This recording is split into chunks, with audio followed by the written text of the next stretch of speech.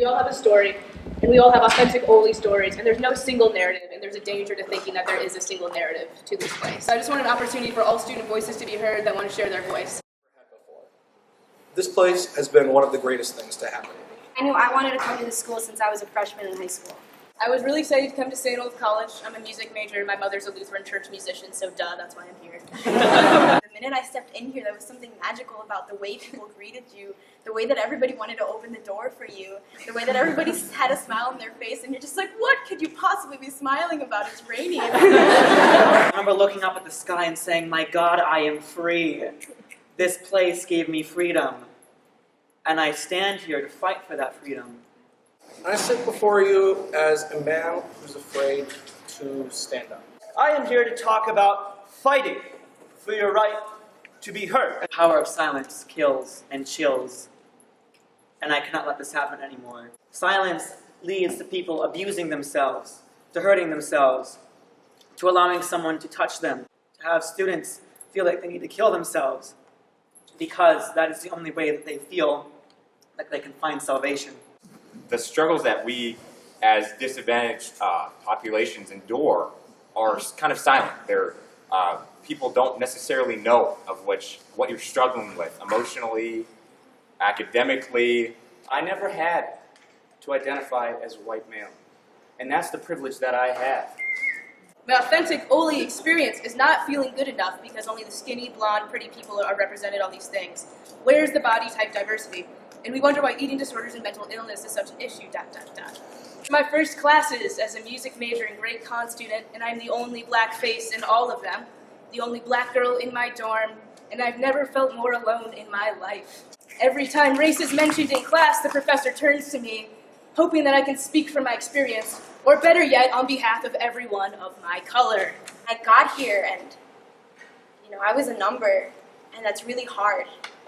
I've been asked if my father works at McDonald's, or how long have I been in this country. I have been told I should not be on this campus because I do not fit in the brochure. They don't see the real person. And I started to understand that St. Olaf does have the systems in place to help us. They're just a little too inaccessible. We have the resources here to provide for all students. And yet, we don't also talk about gender and sexuality at this school. But on an administration level, we're not heard. And what do you do with someone who has historically been put in the wrong category? There is no system in place to deal with that. There is a need for this on campus. There is a need for students to come and talk about who they are. Where are they going to get that help? How do we make this diversity seem like it's more included? It's not just the numbers, it's the experience. It's not the quantity, it's the quality.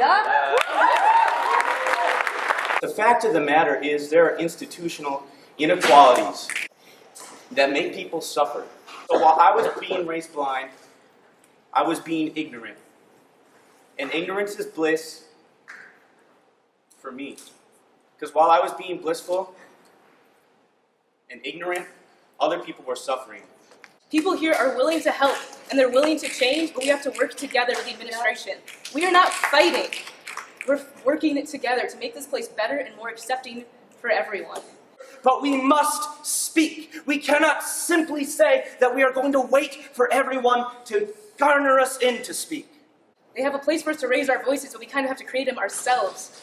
So the best I can do is I can empathize and I can talk. And when I see racism happening, I can call it out. I can do my part to change things, as all of you can. You have the power to express yourself, sometimes even whether they want to hear you or not. Don't live in ignorance anymore. Knowledge is not a privilege, it is a right. And knowledge is also empowerment. Failure is usually the result of lack of action. Because if we continue to be blind, then these inequalities continue as well. There are issues here that are not talked about. My message is to get pissed. We need to educate each other, and we need to have this discussion. I shouldn't be assumed that because I'm here, that I have the money to be here. I don't. There have been days when friends made racist jokes or demeaned others based on how they look or speak, and I held my tongue saying nothing. Today is not one of those days. Today I raised my voice. Now that I'm here finally, I want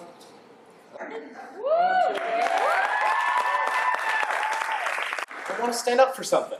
I want to stand up for other people in my life. I want to support them.